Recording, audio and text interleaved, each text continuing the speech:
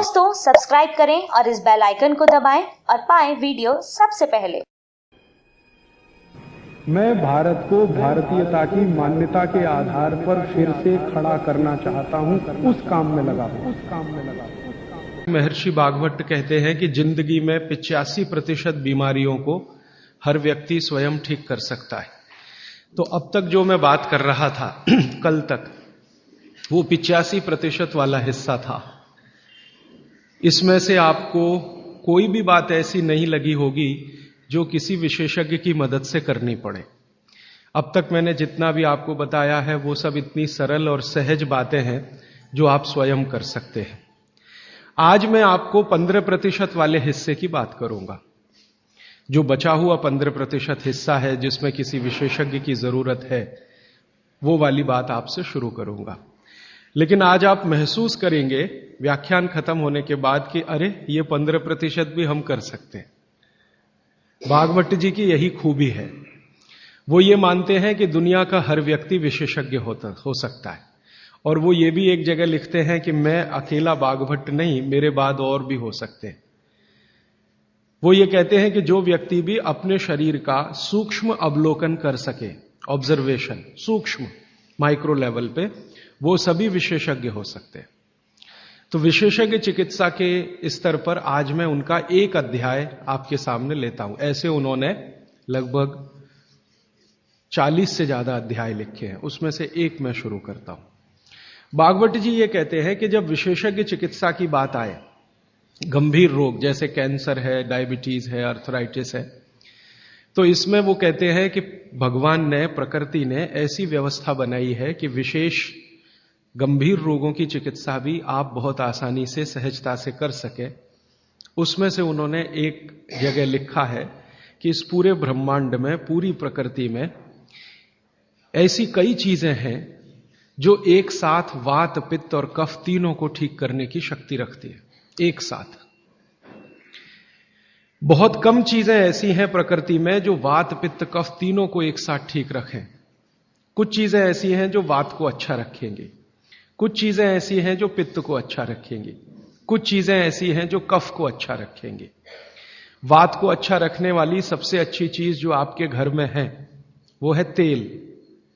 तेल तेल वो जिसमें आप सब्जियां बनाते हैं, तेल वो जिसमें आप सब्जियां बनाते हैं। तो सबसे अच्छी चीज वो बोलते हैं कि तेल है, जो वात को हमेशा समभाव में रखता है, समानता में रखता है, वात को बढ़ने नहीं देता। लेकिन उन्होंने एक शब्द पर जोर दिया है कि तेल का माने शुद्ध तेल।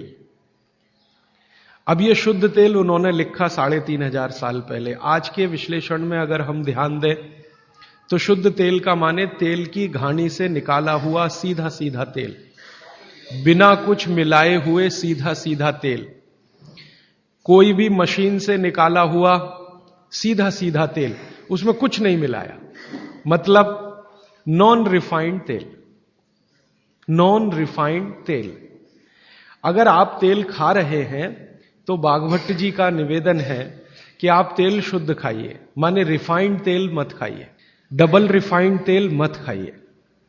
अब आप कहेंगे जी क्यों नहीं खाएं, डॉक्टर तो यही बोलते हैं कि रिफाइंड खाओ, डबल रिफाइंड खाओ तो आपको हृदय घात नहीं आएगा, वगैरह वगैरह। ये जो रिफाइंड तेल है, मैंने इनको देखा है कैसे रिफाइंड किया जाता है। आप भी देख लें, कभी मौका मिले तो बहुत अच्छा होगा।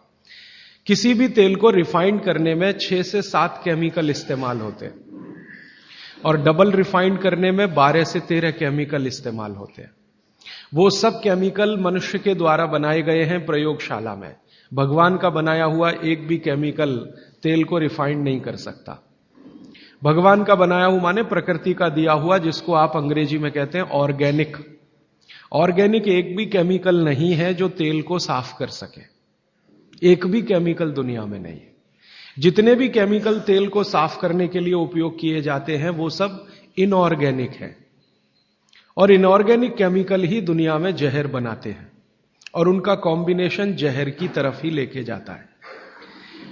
आज की दुनिया में मॉडर्निज्म के नाम पर, आधुनिकता के नाम पर जितने इनऑर्गेनिक केमिकल्स जगह जगह इस्तेमाल हो रहे हैं, वो सब आपको धीरे धीरे उस तरफ ले जा रहे हैं जहां आप जहर अपने ही शरीर में पैदा कर दें। इसलिए रिफाइंड तेल, डबल रिफाइंड तेल गलती से भी मत खाइए। भागवत जी कहते हैं कि जिंदगी भर वात को ठीक रखना है, जिंदगी भर। तो वात को ठीक रखने के लिए सबसे सरल चिकित्सा वो बोलते हैं वो तेल का ही है। वो कहते हैं शुद्ध तेल खाइए। शुद्ध तेल माने घानी से निकाला हुआ तेल। अब आपके मन में दो प्रश्न आएंगे तुरंत कि शुद्ध तेल में तो बास बहुत आती है। हां, सीधा प्रश्न। दूसरा प्रश्न आएगा जी शुद्ध तेल बहुत चिपचिपा होता है, गाढ़ा होता है, चिपचिपा होता है और बास अलग से आती है। हम लोगों ने जब शुद्ध तेल पर भारत देश के कुछ वैज्ञानिकों की मदद से काम किया, एक तरह से कहें रिसर्च किया, तो पता चला कि तेल का जो चिपचिपापन है वो उसका सबसे महत्वपूर्ण घटक है। तेल में बहुत कुछ होता है, जैसे मैंने आपको पहले दिन बताया ना, मिट्टी में माइक्रो न्यूट्रिएंट्स है, कैल्शियम है, आयरन है, सिलिकॉन है, कोबाल्ट है, ऐसे तेल में भी है, हर चीज में है। तो तेल का जो सबसे महत्वपूर्ण हिस्सा है वो उसका चिपचिपापन ही है। और जैसे ही तेल में से ये चिपचिपापन निकाला तो पता चला वो तेल ही नहीं बचा। तेल जिस चीज के लिए खाया जाता है वो बचा ही नहीं, वो हिस्सा ही गायब हो गया। फिर हमने देखा कि तेल में जो बास आ रही है, बास, वो उसका प्रोटीन कंटेंट है। तेल में प्रोटीन बहुत है। जैसे आपने सुना है दालों में प्रोटीन होता है, दालों में प्रोटीन सबसे ज्यादा है, भगवान का, ईश्वर का दिया हुआ। दालों के बाद दूसरे नंबर पर जो प्रोटीन सबसे ज्यादा है वो तेलों में है। तो आप जो तेल में देख रहे हैं कि उसकी बास है, वो बास जो है ना, उसका ऑर्गेनिक कंटेंट है प्रोटीन के लिए। 4-5 तरह के प्रोटीन है सभी तेलों में। आप जैसे ही तेल की बास निकालेंगे उसका प्रोटीन वाला घटक गायब हो जाता है। अब बास निकाल दिया तो प्रोटीन निकल गया, और चिपचिपापन निकाल दिया तो उसका जो फैटी एसिड है वो गायब। अब ये दोनों ही चीजें गायब हो गई तो तेल नहीं रहा, वो पानी है एक तरह से। इसलिए भागवत जी ने सूत्र लिखा कि जिंदगी भर वात की चिकित्सा अगर आपको करनी पड़ जाए तो बेहतर है कि आप शुद्ध तेल खाएं तो वात की चिकित्सा ही ना करनी पड़े। और मैंने आपको सबसे पहले दिन बताया था कि दुनिया में सबसे ज्यादा रोग वात के ही हैं, सबसे ज्यादा रोग।